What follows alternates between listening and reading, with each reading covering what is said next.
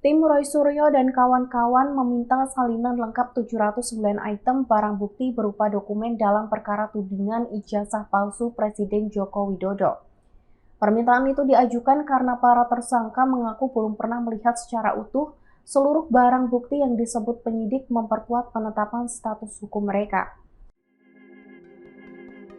Permintaan salinan tersebut disampaikan melalui surat resmi yang diantarkan kuasa hukum Roy Suryo CS ke Polda Metro Jaya pada Kamis 5 Februari 2026. Dalam gelar perkara khusus sebelumnya, Roy Suryo CS dan tim kuasa hukumnya hanya diperlihatkan 2 dari total 709 barang bukti yang telah terdaftar, yakni ijazah strata 1 atau S1 dan ijazah SMA milik Joko Widodo. Selain itu, dalam salinan tanda terima Polda Metro Jaya dari Universitas Gadjah Mada atau UGM, yang diterima pihak tersangka sebanyak 505 rincian barang bukti tercantum tetapi ditutup menggunakan blok hitam. Kuasa hukum lainnya Abdullah Al-Katiri menegaskan bahwa para tersangka memiliki hak hukum untuk mengetahui barang bukti yang dimiliki penyidik. Menurut Al-Katiri, keberadaan ratusan barang buktinya yang tidak dapat diakses itu menimbulkan tanda tanya bagi tim kuasa hukum.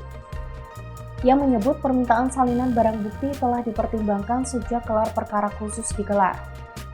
Terpisah, Kepala Bidang Humas Polda Metro Jaya Kombes Budi Hermanto menjelaskan, tidak semua barang bukti dapat dibuka kepada pihak tersangka pada tahap penyidikan.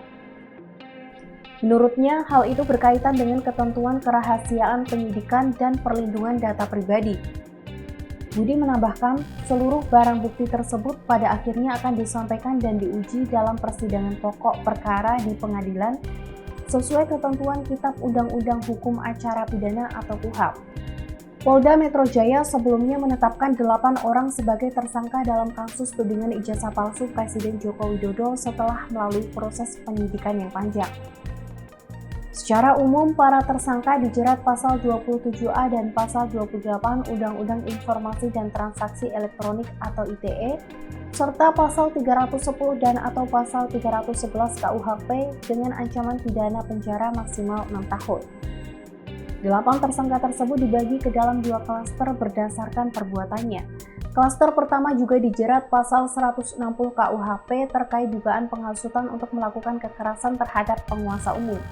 Mereka adalah Egy Sujana, Kurnia Triroyani, Rizal Fadilah, Rustam Effendi, dan Damai Hari Lubis. Sementara klaster kedua terdiri atas Roy Suryo, Rizwan Sianipar, dan Tifauzia Tiasuma. Mereka dijerat pasal 32 ayat 1 dan pasal 35 UU ITE tentang menghapus, menyembunyikan, serta memanipulasi dokumen elektronik. Seiring berjalannya proses hukum, status tersangka Egy Sujana dan Damai Hari Lubis dicabut setelah penyidik menerbitkan surat perintah penghentian penyidikan atau yang biasa disebut dengan SP3.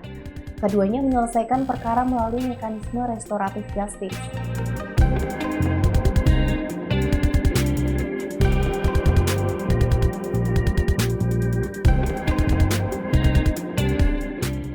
Download Tribun X sekarang, menghadirkan lokal menjadi Indonesia.